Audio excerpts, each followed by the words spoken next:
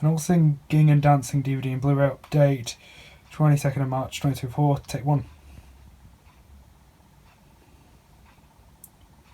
15 seconds. 10 seconds. 5 seconds. 4, 3.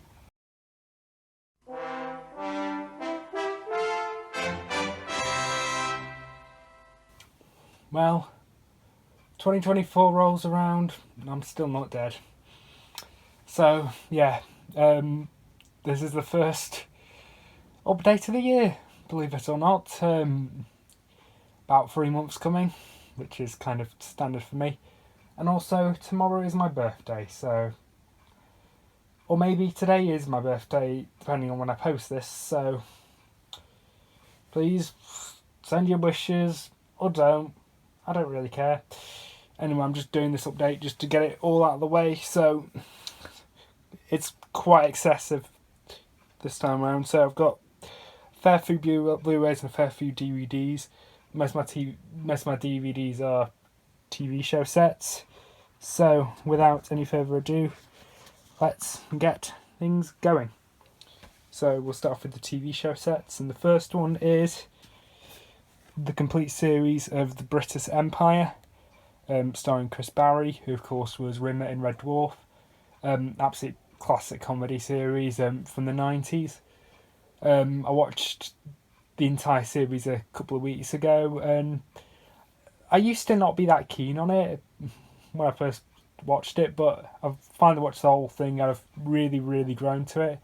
It's not my favourite sitcom. It's not even my favourite sitcom with Chris Barry. Of course, my favourite sitcom is Red Dwarf.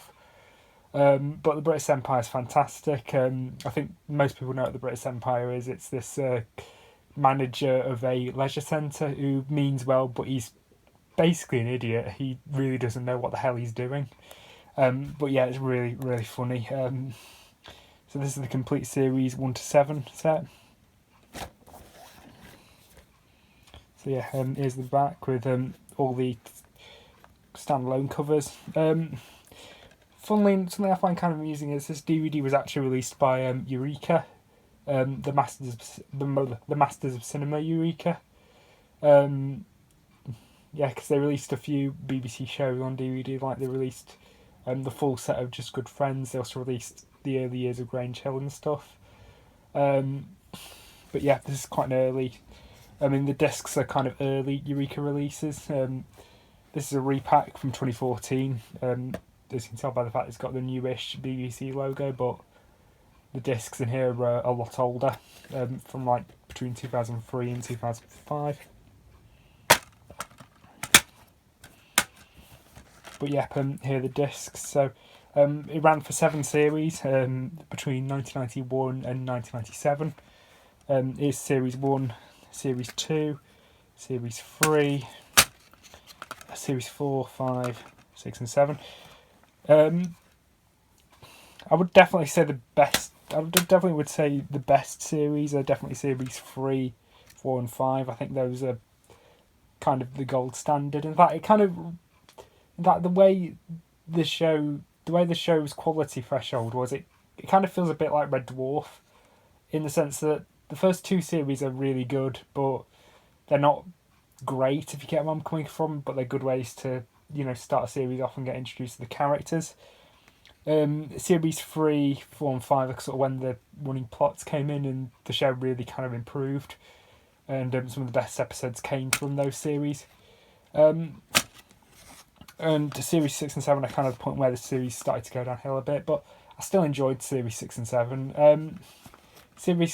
The first 5 series were written by the show's creators, Richard Fegan and Andrew Norris. I believe after the 5th series they basically wanted to call it quits, and they kind of felt the show was getting on a bit, but it was so popular BBC commissioned other 2 series of new writers, and they're decent episodes in the 6th and 7th series, but I'd much rather watch the earlier episodes. But yeah, each series gets its own disc, and when these were released on their own, they were split into 2 discs. So some of the series I really think would benefit from having 2 discs. Like series 7's like got 10 episodes. Well, it's 9 episodes plus the Christmas special on it, and you can really tell like the compression is pretty bad. Like on the Christmas special in particular, like when there's a lot of outdoor shots, you can see a lot of blocky artifacting. And I do kind of wish, with some of the series where they're more than like 7 episodes, they should have put them on 2 discs. But yeah. Inside we have the episode guide, along with some of the special features. Special features are mostly pretty light, but you do get some decent extras. And what's weird is on series 1, they put it down as 5 episodes, and the 5th episode is Stop Thief and Assassin. That's not true. The 5th episode was called Stop Thief, and the 6th episode was called Assassin. So I don't know why they did that. I guess maybe to make it fit, but I don't know. It just seems a bit awkward and a bit messy, for my liking. But still, it's a really, really funny series, and I definitely would recommend it. Next up, we've got animated series now, and this is the Ricky Gervais Show, series 1 to 3. So this is the cartoon they did, which was Ricky Gervais, Stephen Merchant, and Carl Pilkington, sort of their podcasts, which they did for years prior, and then somebody made an animated version of them. Just a quick heads up, I don't really like Ricky Gervais that much at all as a comedian. In fact, I'm going to go so far as to call him a monumentally unfunny, untalented hack who pretty much just got successful because he was working with people more talented than him, like Stephen Merchant and Carl Pilkington. Because from what I've seen of his stand-up shows, like his more recent stuff is pretty fucking dire. It's basically just lowest common denominator conservative humour. It's basically like, oh, if a man can identify as a woman, I can identify as a toilet. It's that kind of humour, that really nasty, horrible stuff. And if you find that humour funny, then God help you. But really, and kind of Ricky Gervais isn't really in the Ricky Gervais Show that much. It's mostly Carl Pilkington, and Carl Pilkington, he's very Marmite. People either love him or hate him, but I think he's fucking hilarious. I also really enjoy An Idiot Abroad as well, which I think came out. Well, the podcast were done first, then Idiot Abroad came out later. But yeah, this only lasted for 3 series. I watched this when I was in college, actually, and I really did enjoy it. And I've yet to properly watch the series again, but I've seen bits of it and it still makes me laugh. I watched it when... I think all the episodes are still on YouTube for free, because obviously by the time I was in college, this had long ended. So yeah, here we have series 1.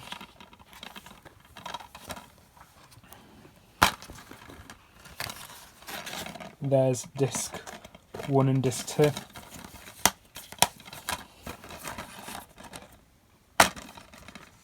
Series 2.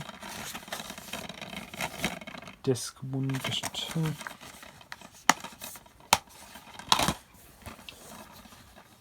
And then series 3. The last series. There's the disc. Next up, I'll show you both of these together. Fist of Fun Series 1 and Fist of Fun Series 2. This was a sketch show from the 90s, fairly quite obscure sketch show, but one which has a massive cult following. This was done by Stuart Lee and Richard Herring when they were a double act. They're not they split in the early 2000s, but they occasionally meet up together. But yeah, this is really, really funny. I'm not that familiar with Richard Herring's stuff, but I do enjoy a lot of Stuart Lee's comedy. I think things with Stuart Lee is you're going to either get it or you're not. Well, that's the thing with a lot of stand-up, but that's more specifically Stuart Lee.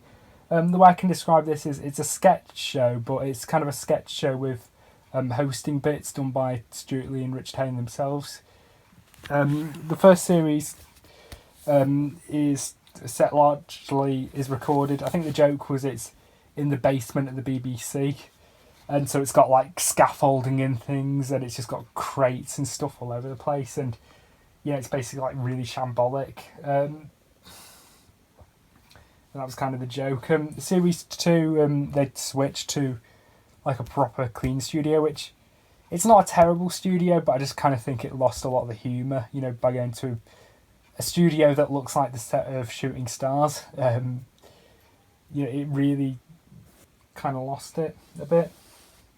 And also I kind of feel that Series 1 kind of had a bit more of a unique style to it, especially in the transitions between the sketches. Because they'd sometimes intersperse them with footage from like public domain B movies and stuff. But so I would overall say Series 1 is better than Series 2, but I think Series 2 is slightly stronger sketches. Overall, so it's very hard to say. They're both really definitely worth watching. There is a Series 1 and 2 set available, but that is just the show set.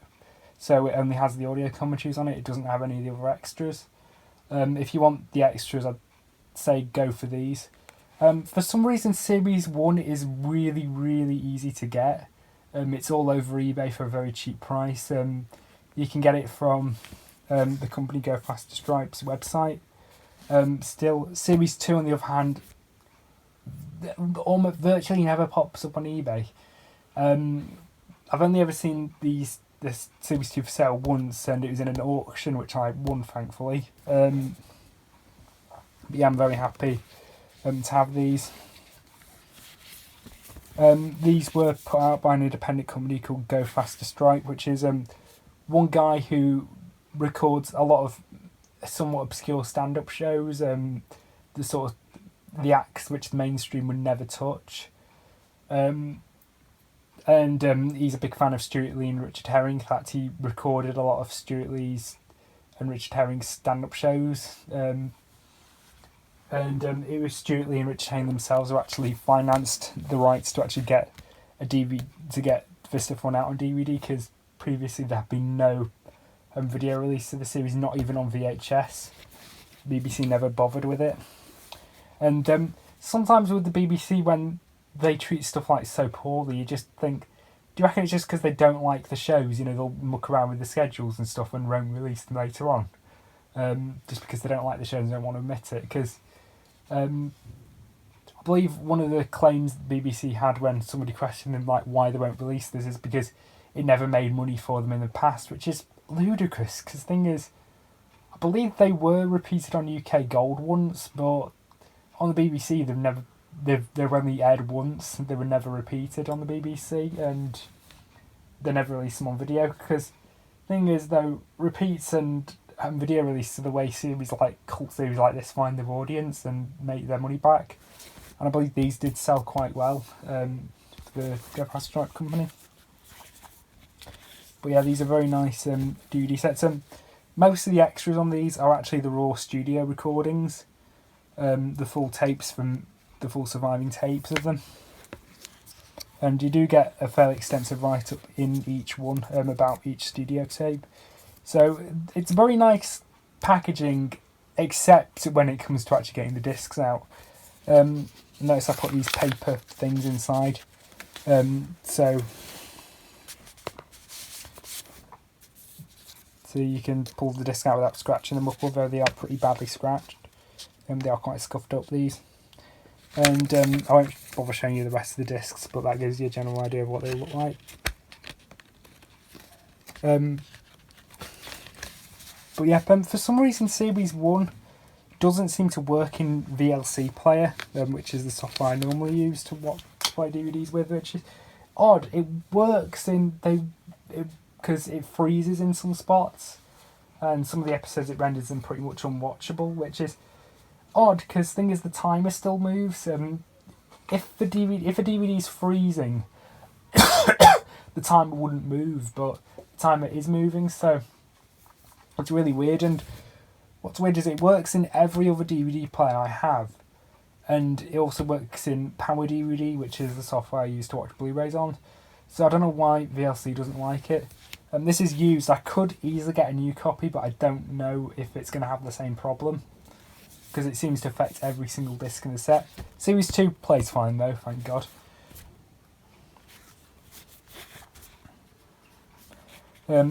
Series 1 I think also has probably some of the best extras. It also has Lee and Herring Live, which was a live show they did in the mid-90s and which was released on VHS. I believe it's the only Lee and Herring thing that came out on VHS.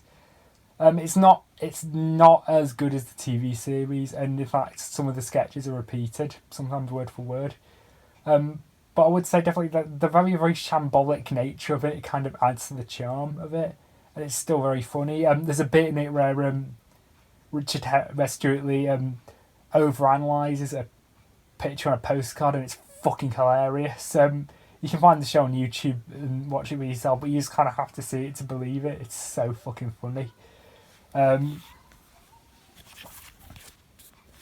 yeah, and this also has a short documentary on it called 90s Nostalgia, where in Richard Herring's backyard and Stuart Lee and Herring go through a lot of their paperwork which Richard Herring found in his attic, including a lot of their pre-Fist of Fun stuff and some stuff during Fist of Fun.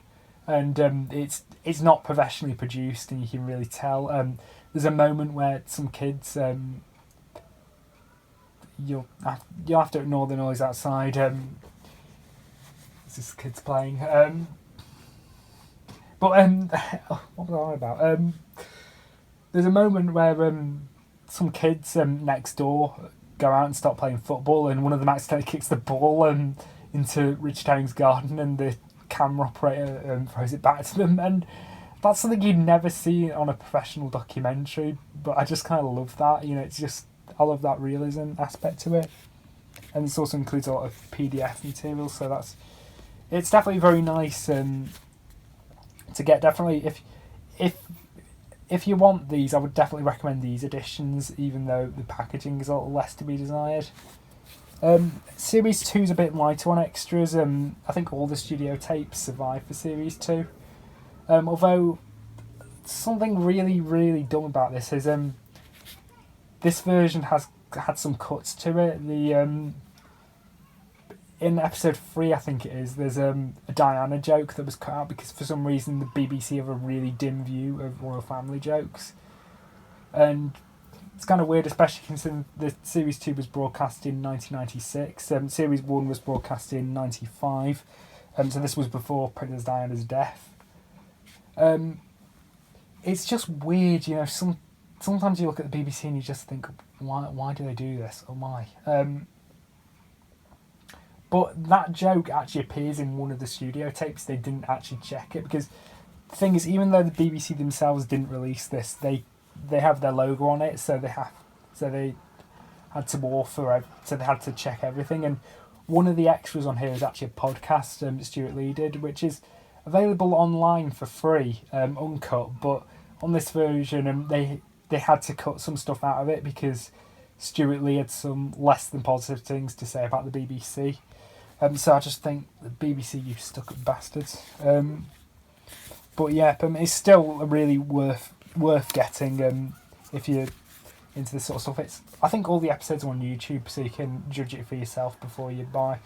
But these are definitely very funny. One of my favourite recurring characters is Peter, who is kind of like this guy who lives on the set, and he's like really, really disgusting, and he's kind of like a mix between kind of How To Basic and Chris Chan almost. And he's like really disgusting. He suggests like really disgusting things to make, and he's one of those characters who he's just so sympathetic. You can't help but love him, even though he's absolutely grotesque. Another one of my favourite recurring characters is Simon Quinling, who's like this guy who's like really, really obsessed with hobbies, and he suggests really bizarre hobbies to do, and just look up the sketches, they're fucking funny. One of them is getting tracings of... Ignore that, I'm not fucking recording this again. Him getting tracings of priests' arses and stuff, and that one's really funny. Sorry about the difference in camera quality, but there's something else I've got to mention. One of my favourite stories related to Fist of Fun is in the first series, it turns out Richard Herring has a crush on Julia Sawalha, the actor, and he actually has a shrine for her, and it's basically inside the shrine. It's basically got a well in it, Silence of the Lambs style, and many years after Fist of Fun was transmitted, Richard Herring actually ended up dating Julia Sawalha, and he forgot about that bit of Fist of Fun. However, when he took her to meet his parents, they actually had copies of Fist of Fun and they showed it, and needless to say, the relationship didn't last after that. I love that story. So yeah, I definitely would recommend Fist of Fun. And this next item is technically kind of part of the Fist of Fun thing. This is actually a custom-made DVD set which I made. I don't normally make custom sets. The only other one I've got is the complete second series of Chalk. But this is something I haven't watched yet. This Morning with Richard, Not Judy. This was the follow-up to Fist of Fun. This came out a few years later, and a lot of recurring characters reappear in This Morning with Richard, Not Judy. I know like Simon Quinlink reappears and so on. I've not seen it. I've seen bits of it, and I think I'm going to enjoy it. This was a parody of the This Morning show on ITV, and that at the time, I can't remember what the last names were, but the show at the time was informally referred to as This Morning with Richard and Judy, so obviously it's a play on that. But yep, I actually put these together myself, and it took a good part of a week to put everything together because these were all from YouTube. I believe a couple of years ago, Richard Herring was trying to negotiate the rights to put this out on DVD, but the BBC are a bit funny, so obviously that didn't happen, and I don't think this will ever get an official release, so gonna have to put up with YouTube copies. I made the box myself, and sadly the art is a little bit lopsided, but these are just stickers basically, sticker paper more or less. This is my third attempt to make this, and but yeah, here's series 1. These are the transmitted versions. The episodes were surprisingly screened at 12:15 in the afternoon, in a pre-broadcast slot, and I believe the joke was the show got gradually cruder as it continued, and I believe they got a lot of complaints because of it. But yeah, each episode's about 45 minutes long, and there's 8 episodes in the first series and 10 in the second, so I needed to split it across 2 dual layer discs. But yeah, the DVD-Rs, obviously, they're not properly pressed discs.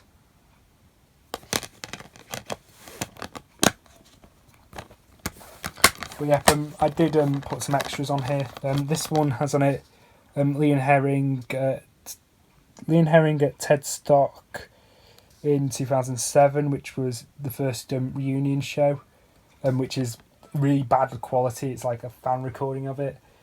When you watch a live show and stuff and it's been fan recorded, you can usually tell the difference because obviously the camera works a lot worse. The camera's further away from the set, and usually the audience's laughter usually is louder than the comedian on stage. In fact, sometimes it can drown out the comedians on stage. And when it's properly recorded, the levels are correct and the camera works much better. And this also and an original BBC Two trailer. And then here's Series 2. Series 2 is a 3-disc set. I was going to make it a 2-disc set, but I couldn't fit the extras on if I made it a 2-disc set. So the special features are Turumrunja, which was sort of the running joke, was that Richard Herring had an obsession with anagrams, the acronyms rather, and he wanted to call the show Turumrunja. Reunion show at the Lyric Hammersmith in 2008. Unaired Rod Hull sketch. In the second series of Fist of Fun, there was a character who claimed to be Rod Hull, the emu Rod Hull. And it's basically just like Kevin Eldon, and he's like in a really, really bad disguise. He's got like a fake chin, a wig on. He doing a really, really bad impression of Rod Hull. In fact, he's just screeching basically, and he's got like a fake arm, even though he claims it's his real arm, even though even though he has a real arm kind of hidden behind the costume, and he basically like he thinks if he pretends to be Rod Hull, he'll get green jelly, and I believe the joke came from when Richard Herring actually listened to Rod Hull on the radio, and he mentioned that he likes green jelly, so he made that into a bit of a joke. And there's a funny bit in the final episode of Series 2 of Fist of Fun, which I won't spoil. But yeah, the Rod Hull does reappear in This Morning with Richard Not Judy, and there was a series of sketches that were made for Series 2 where Rich and Stu basically make him do really random tasks, which I know he can't do in order to get some jelly. And this one is a swimming pool one where they make him go swimming, and it's really, really funny. It's on YouTube, so you can look it up for yourself. But unfortunately, the real Rod Hull had died before Series 2 was aired, so the sketches weren't aired out of respect. And I can completely understand why. Because, I mean, they are... When you watch them now, they are a bit tasteless, but you got to bear in mind they were made before Rod Hull died. But it's really funny regardless. And I made this studio sessions, which is I actually got from the Lean Herring website, and basically on the raw recordings from each of the end cards.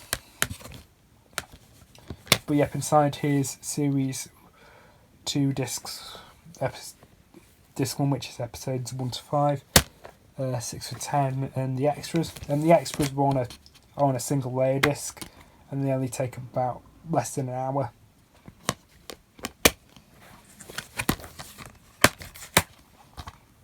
But yeah, that was This Morning with Richard Not Judy. Then next up we've got we move away from the TV show DVDs, and we now get onto a DVD made by a YouTuber, and this is possibly the rarest DVD I've ever owned in my life, because it never ever shows up on eBay. But I'm really lucky I managed to find a copy, and it's a DVD made by possibly my all-time favourite YouTuber, or one of my favourite YouTubers, and this is the elusive Ash Anthology 1 DVD, 100% tack guaranteed. This was put out by, I think most people are familiar with Dr. Stuart Ashton, or Ashens as he's known on YouTube. If you're not familiar with him, do a quick Google search, but he's really fucking funny. He basically reviews tat on his old sofa, and I've been a fan of Ashton's for about 10 years now, give or take. And I still pretty much and he's one of the few YouTubers who I haven't really grown out of. Like, I used to be a fan of Nostalgia Critic, and then I sort of grew out of that. Obviously the change of the channel stuff makes it very hard to support it these days. I mean, I still enjoy old AVGN episodes to this day, but the newer ones are very, very iffy, and you can kind of tell James Rolfe isn't really in it. But I still think Ashton's is one of the few properly consistent ones. This was put out in 2008, so fairly early on in his career, because bear in mind he created his YouTube channel in 2006. And it was only on sale from between 2006 to 2008.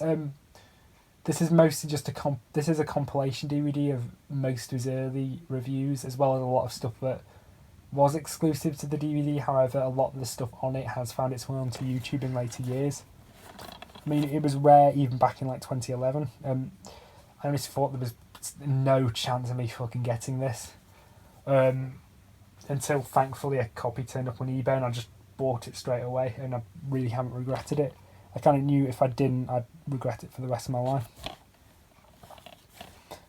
But yeah, Britain's least popular internet idiot appears on DVD for the first and probably last time. These are really funny. This is really funny stuff. I definitely would recommend this. There is a rip available online, which was provided by Stuart Ashton himself, and it's definitely worth downloading. I mean, even if it's... and I have it downloaded, but there's something to be said about having an actual proper physical copy. But yeah, here's the disc. 14, that was a sticker that was on the outside. A lanyard, which I must come clean, this is not the lanyard it came with. The original lanyard was like a PlayStation one. However, the previous owner lost the original lanyard, so I just provided my own. And it's not one of the official ones, but it's close enough, and it's similar to the type of lanyard you'd get on an old pop station. So on. And we've also got really funny a set of instructions written entirely on a single sheet of toilet paper in pidgin English. I'll just read these. These are fucking brilliant. Relevant crazy warning. Some parts of DVD have flashy lightings and other flashes. This may cause horrible convulsive danger to those who suffer epilepsy photo eyes. Instructions. 1. Put DVD in DVD players or gaming console or nerd box. 2. Switching device to on. 3. Use remotes to make choices from menu or click with mices. 4. Pressing title makes top's menu come back. 5. Hidden menu is secret. Find by clever. Yeah, that's there's a hidden page on the DVD, and I won't explain how you get to it. You'll have to figure out for yourself.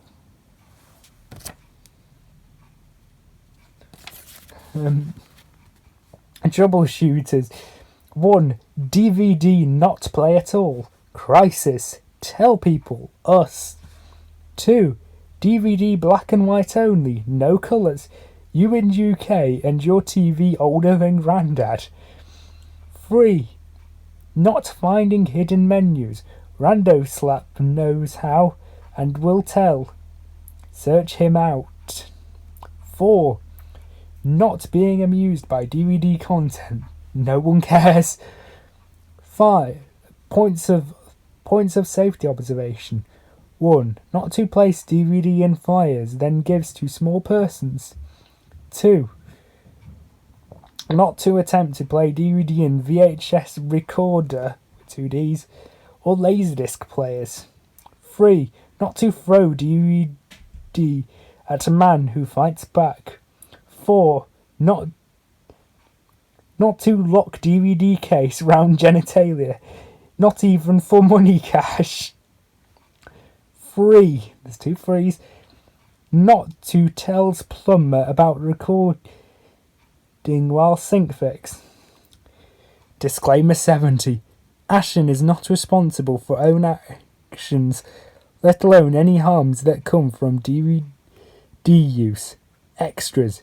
Enjoy much free exclusives lanyard we find in bins behind PlayStation's magazine office. But yeah, the official lanyard this normally comes with is like a white PlayStation one.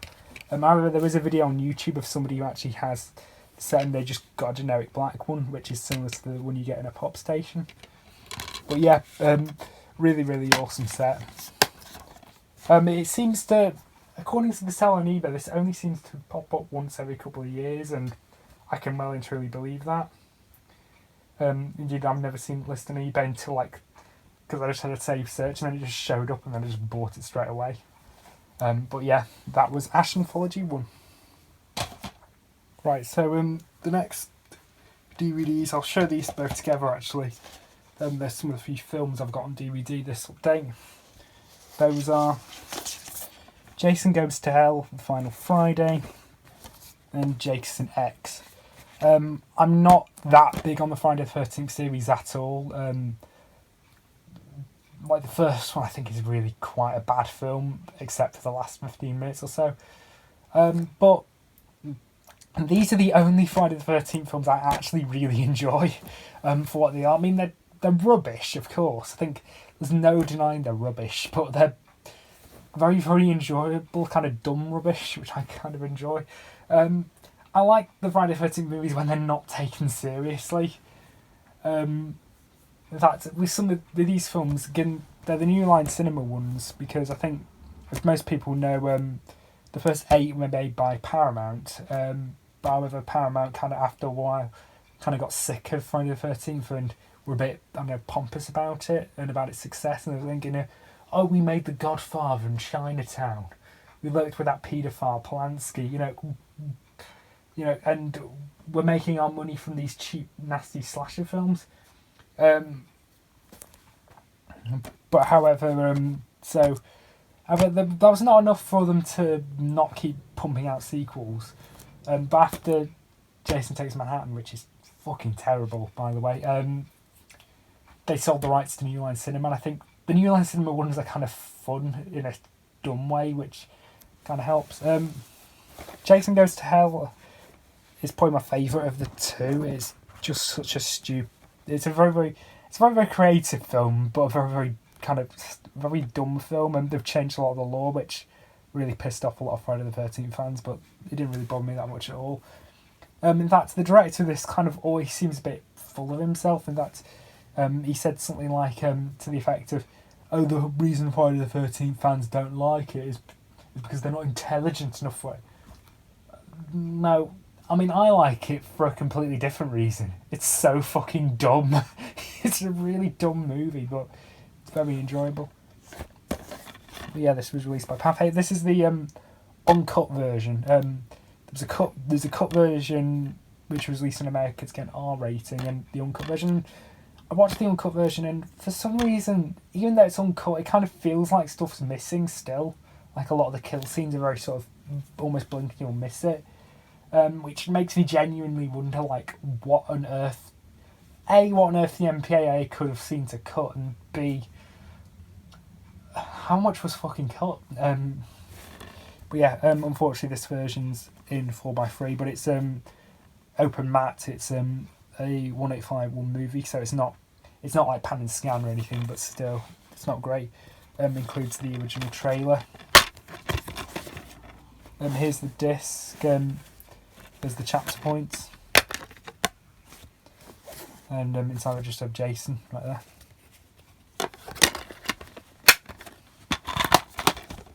And Jason X, what needs to be said? Jason in space.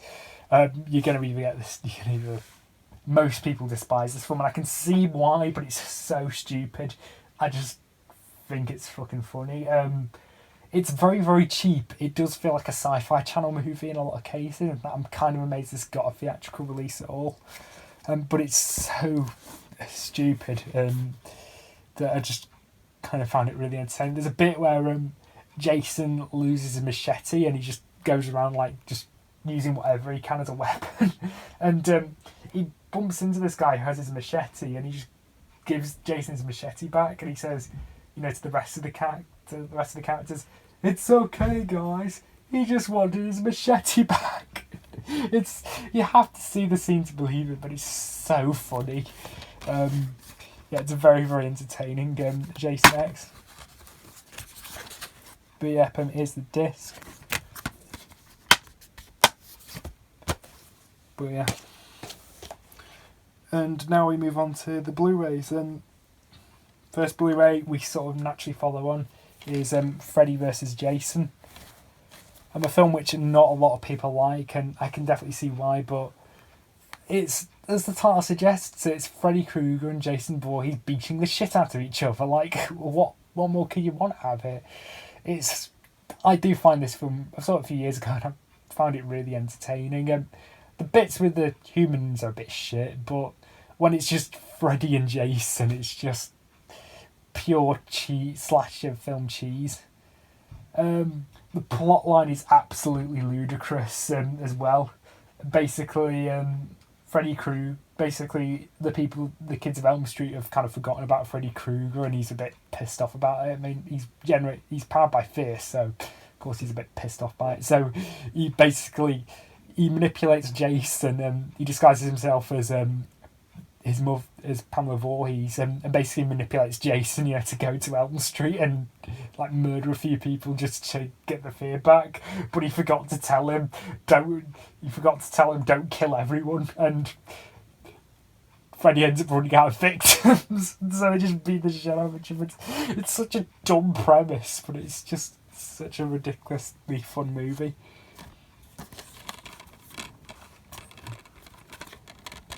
This is going to be a quick spoiler, so you have been warned, but I think most people know this by now. Jason Goes to Hell ends with Freddy's glove coming out of the ground and pulling his mask down, and this was like 10 years in development hell, to make, because Jason Goes to Hell came out in 1993 and Freddy vs. Jason came out in 2003. But yeah, here's the disc. So our next Blu-ray is a really, really good film. This probably my favourite Christian Bale film, American Psycho. I saw this a few years ago on Netflix. Absolutely fantastic film. Very, very satirical film about sort of the 80s yuppie sort of guy. This is easily probably Christian Bale's best film and easily his best performance. But saying that, I've not really seen much of Christian Bale in. I mean, I've seen the Dark Knight films, which were fucking terrible. I cannot stand the Christopher Nolan Batman films, and I honestly think he was a pretty crap Batman. This movie just shows you that it's full of people ready to believe in God. That's basically what he sounds like. He tries too hard, but in this film he's really, really good. He's really great in this film.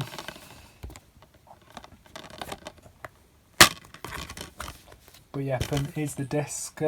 This is the later reissue from Lionsgate. I believe the first Blu-ray was pretty crap. The sound was a bit iffy, but I've not actually watched this version on Blu-ray in full, but I've seen the film before, and I've skimmed through this, and it seems fine, to me, to my ears at least.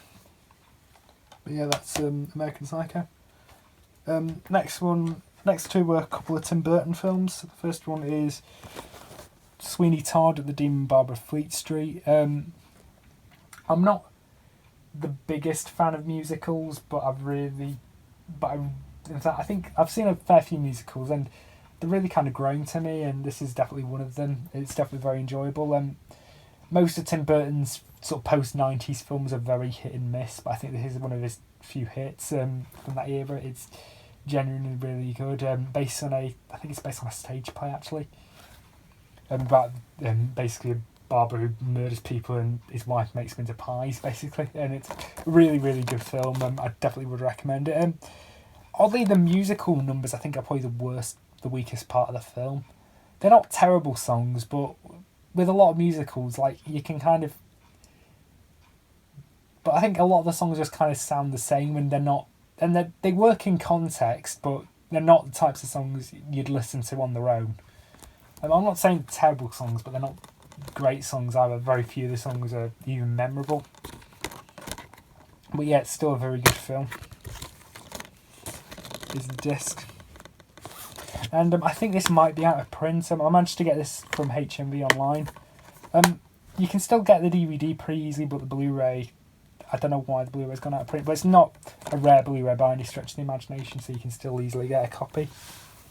But yeah, that was Sweeney Todd. Then we get another Tim Burton film and another one, and another collaboration with Johnny Depp. And this is Ed Wood. An absolutely fantastic film. It's sort of a biopic of Edward D. Wood Jr., who is probably regarded as one of the worst directors who ever lived. Surprisingly, I've never seen a single Ed Wood movie. I've never seen Glen or Glenda. I've never seen Bride of the Monster. I've not even seen Plan 9. I should hopefully get around to watching some Ed Wood films at some point, but this was absolutely fantastic. Possibly one of Tim Burton's best films. Kind of slightly before Edward Scissorhands, but it's still absolutely fantastic. Edward's story is just such a fascinating one, and he inspired a lot of directors, because the real life Edward, he just wanted to make movies, like, even though basically he had everything working against him, and he had no fucking clue what he was on, and he had no fucking clue what he was doing. But yeah, it's a fantastic film, and I definitely would recommend it, especially if you're a fan of B movies and so on.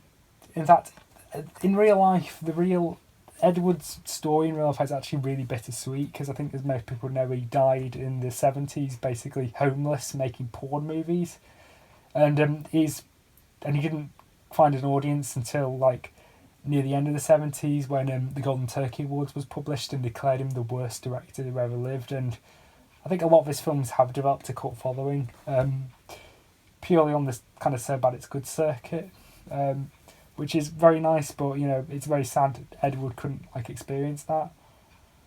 I mean, he's definitely seems a lot more humble than somebody like Tommy Wiseau, that's for sure. But yeah, it's a fantastic film. Next up, we've got a really, really kind of tough film to watch, but definitely a really good film. Waking Fright. This is an Australian film, sort of pre-exploitation sort of film. It's short. I think most people know about this film, but you don't know about it. It basically sort of shows the horrors of the outback and some of the sort of more ruffian parts of Australia in the outback, and a very, very, very controversial film in its day in Australia because they always portrayed themselves as sort of squeaky clean, and they didn't really like the fact that it portrayed slightly the more unsavoury aspect of Australian culture. But it has definitely developed a massive cult following. It's a very, very, very good film, but it's not a perfect film. It's very, very, very hard to watch in places. Directed by Ted Kotcheff, who has got a really, really kind of weird career behind him. He did Wake and Fright, and I believe it was his first film, or one of his first. And then he later did First Blood, the first Rambo film, and then Weekend at Bernie's, bizarrely. You can't not call his career interesting. This film is also incredibly infamous for the kangaroo hunting scene, which there's a rumour that thing is that the kangaroos were actually shot when the film was being made, and there is footage of actual kangaroos being slaughtered. However, they weren't, unlike something like Cannibal Holocaust, they weren't killed for the film. They were actually killed by proper kangaroo hunters, and Ted Kotcheff kind of went along with them on one of their hunts, and he was actually really, really uncomfortable while filming it. I believe after this film came out, he became a vegetarian. Those scenes, they feel like they go on for a really, really long time, and they do feel almost exploitative, even though I know they're not. And in fact, I believe the RSPCA in Australia actually wanted pretty much all the footage to be shown, to show sort of the horrors of these kangaroo hunts.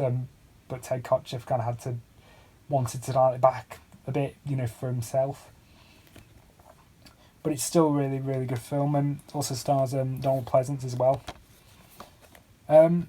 This film, funnily enough, was actually lost for a while. Well, kind of. I mean, a copy did exist for a long time. However, it was in such poor condition because the film had bombed in Australia, and it bombed pretty much everywhere else it came out. And I believe the studio who made it went bankrupt, and the negatives went missing for a long time. And it was actually the editor who actually went on a hunt to find the negatives for this film, and he found them in the early 2000s in a Pittsburgh film vault, and they were in cans marked for destruction. So if it was a day late, potentially, the film would have been gone.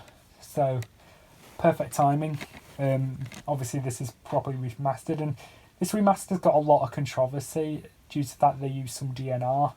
And I mean, the transfer, it could have been better. I think they probably should have kept some of the grain in. But it's not like a terrible transfer. It's not like Ultimate Edition of Predator or anything. Anyway, here's the Blu-ray disc, and there's the DVD. And inside we have a booklet.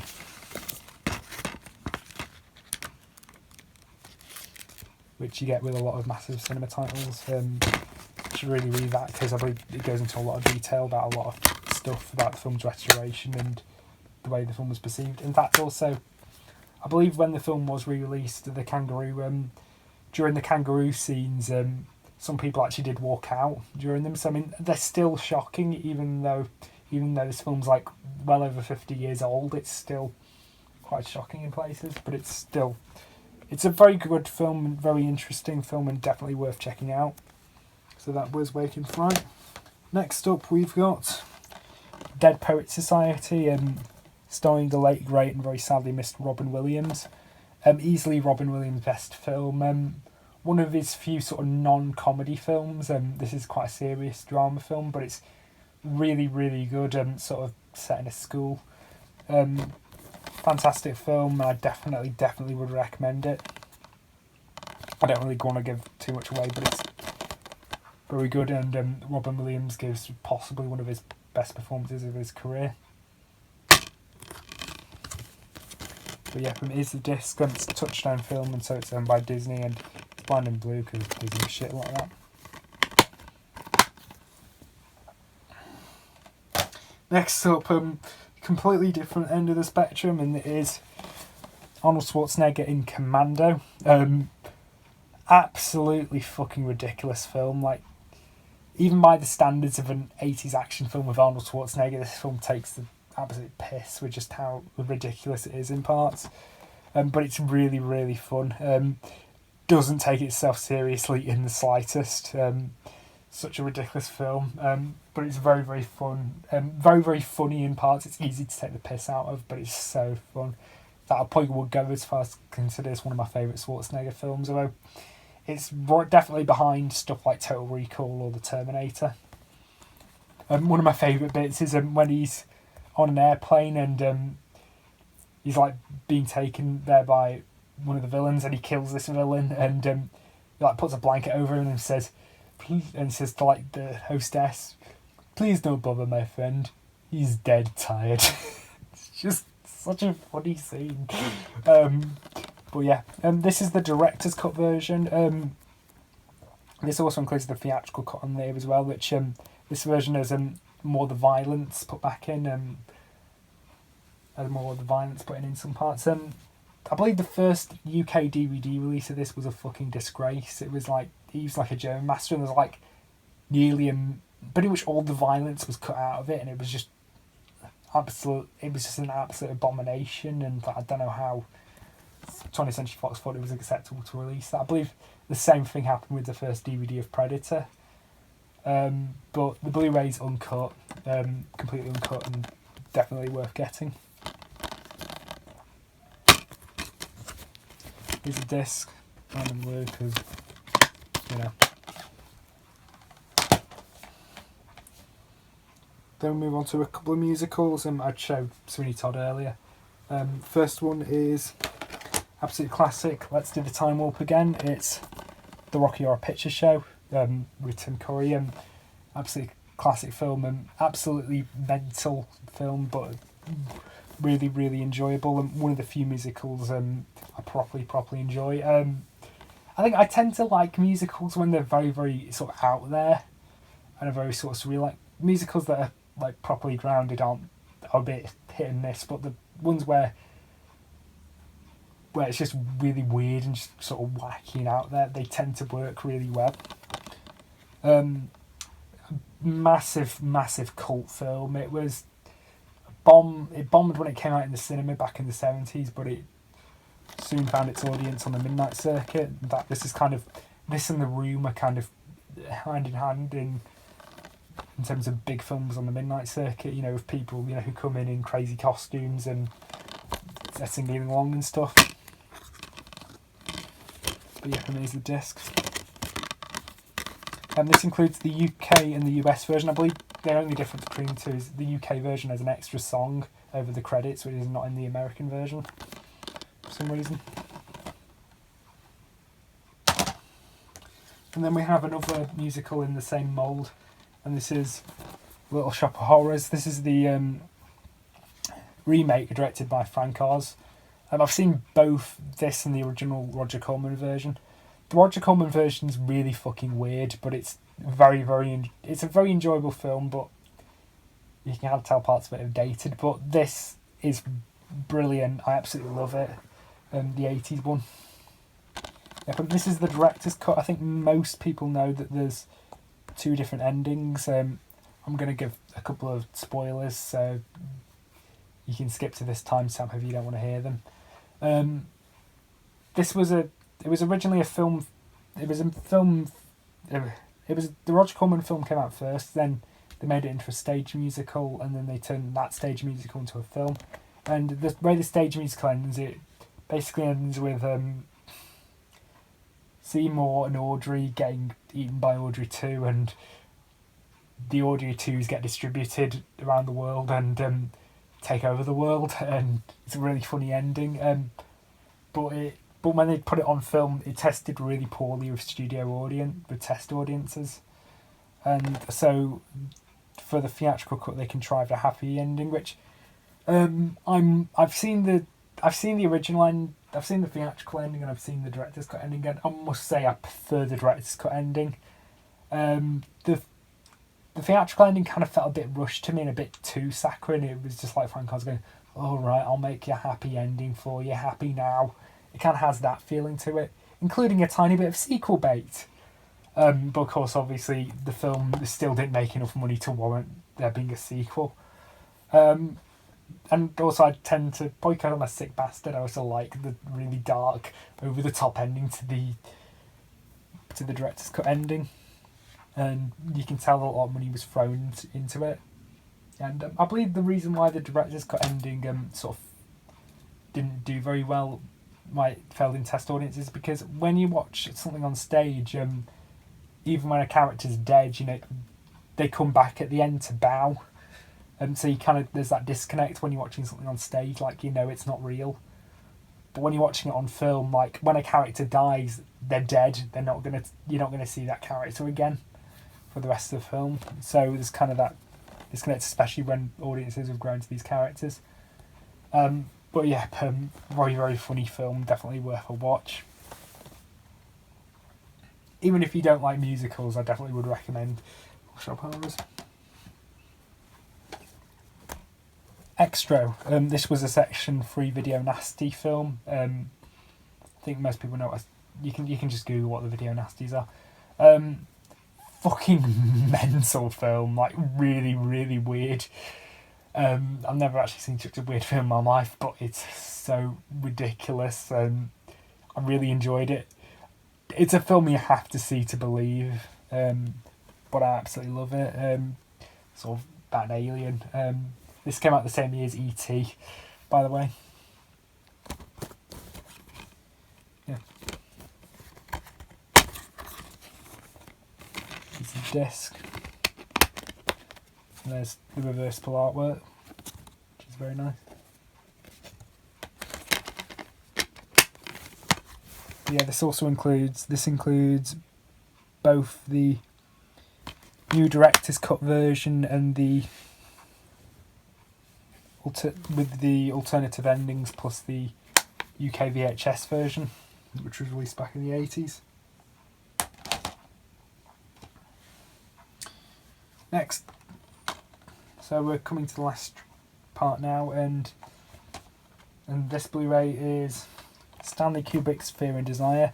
As the last Stanley Kubrick film I needed to complete my collection. I've got every other Kubrick movie prior to this, but now I've got a complete set of them. Very, very, very sought after Blu-ray. I paid nearly 30 quid for it. I won it in an auction, but I kind of knew that I was never going to win it for any cheaper. But yeah,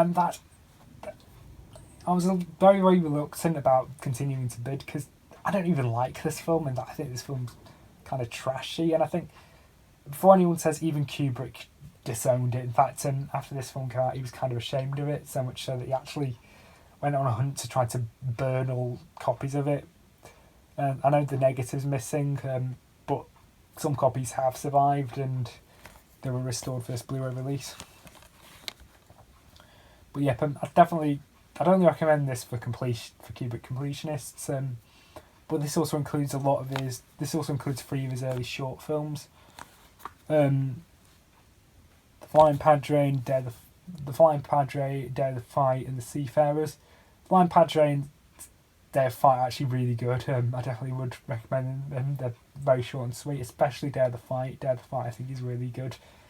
The Seafarers is not that good, unfortunately. It's a very, very dry, I guess, propaganda film. Basically, it's a recruitment tool to get people to join this Seafarers Union thing, which it probably did its purpose at the time, and it was meant to be shown to people who were interested in joining the Seafarers. But these days, if you're going to watch I wouldn't recommend it as a piece of entertainment because it's really fucking dry. But it's a very, very interesting film, nonetheless, even though it's not a particularly very good film. That arguably goes with Fear and Desire as a whole. But yeah, here's the disc. Inside with a booklet, which is something you get with a lot of Masters of Cinema titles again. Yeah, that was Fear and Desire. And then finally we've got 2 box sets, and these are 2 Ken Russell box sets. Great Composers and Great Passions. These were both released by BFI. These are both BFI sets. These are some of his early films.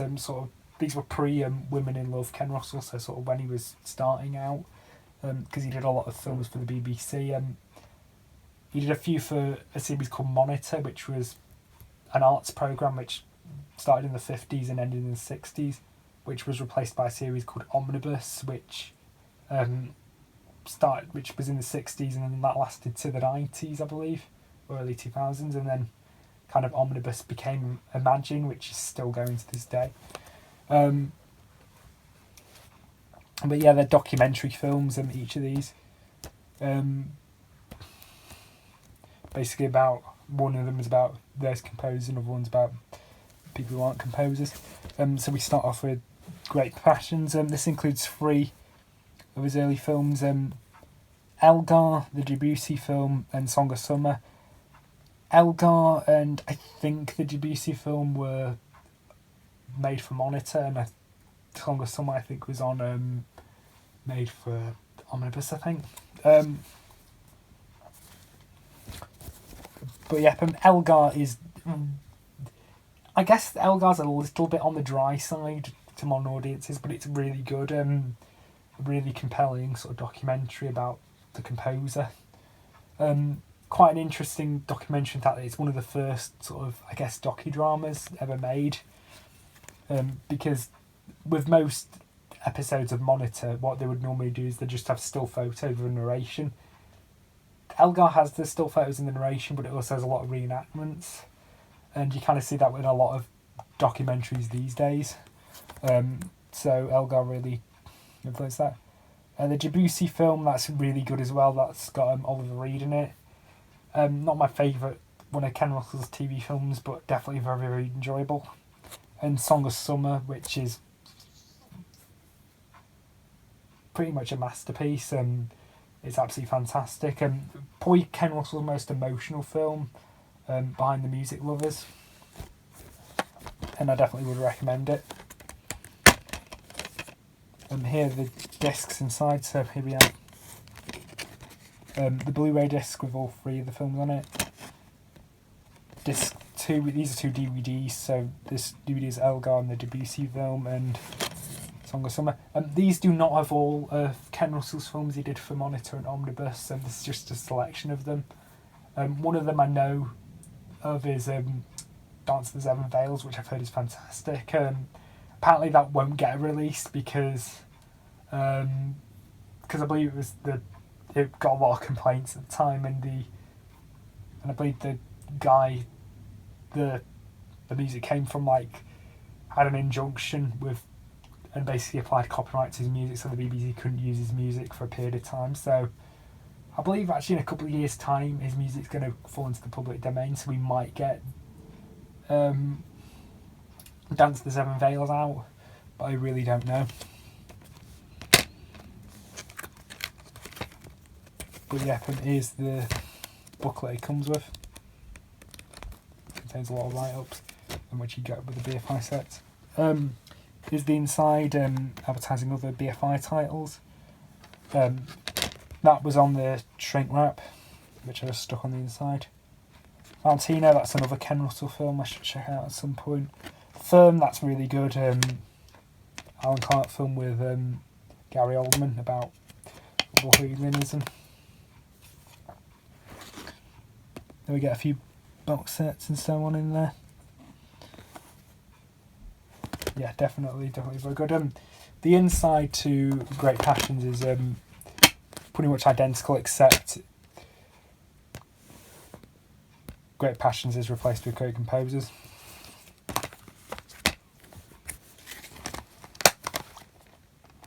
And then Great Passions, which for some reason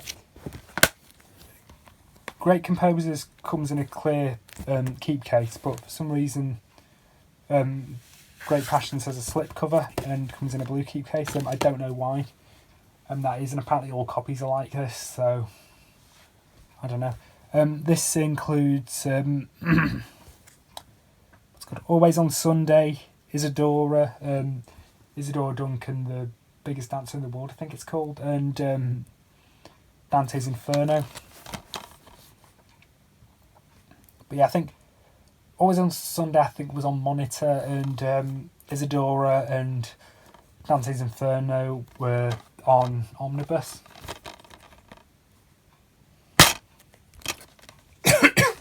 Excuse me, my throat's kind of fucking dry.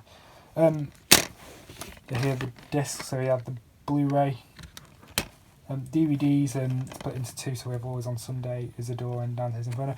Always on Sunday is probably the weakest of the Ken Russell films featured in this collection, but it's still very, very enjoyable, very, very weird in parts, which is kind of what you'd expect from Ken Russell. Isadora probably is my favourite, actually, out of the sets. I mean, obviously I said Song of Summer is a masterpiece, but I really, really liked Isadora Duncan. Very, very interesting film. And Dante's Inferno is really good as well. Definitely would recommend these sets if you're a fan of Ken Russell. They're sort of what you'd expect, but it's very nice to get sort of what his early stuff was like. Before he did, before he sort of his career properly kicked off with stuff like Women in Love and The Devils and so on. But yeah, that is it. That is everything. Until next time. So long for now.